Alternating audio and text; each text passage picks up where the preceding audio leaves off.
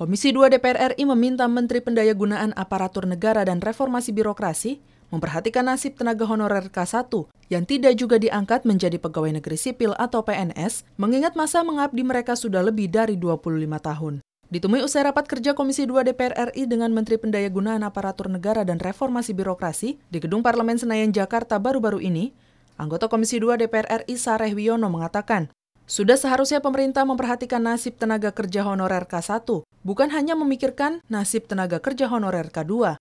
Sareh Wiono menjelaskan, tenaga kerja honorer K1 di Kabupaten Nganjuk, Jawa Timur ada 178.000 yang terkatung-katung nasibnya. Kementerian Pendayagunaan Aparatur Negara dan Reformasi Birokrasi sudah menjanjikan pengangkatan pada 16 Oktober 2016 lalu. Namun terkendala dengan kepala daerah yang tidak mau menerbitkan surat pernyataan tanggung jawab mutlak untuk para tenaga kerja honorer. Oleh karena itulah saya menghimbau kepada pemerintah agar supaya tenaga honorer K1 khususnya Nganjuk dan yang lainnya menjadi perhatian khusus untuk segera diangkat. Jangan menjadi permasalahan yang lama-kelamaan menjadi seolah-olah mereka tenaga ini tidak diperhitungkan. Hal senada juga disampaikan oleh anggota Komisi 2 DPR RI Aceh Hasan Syazili.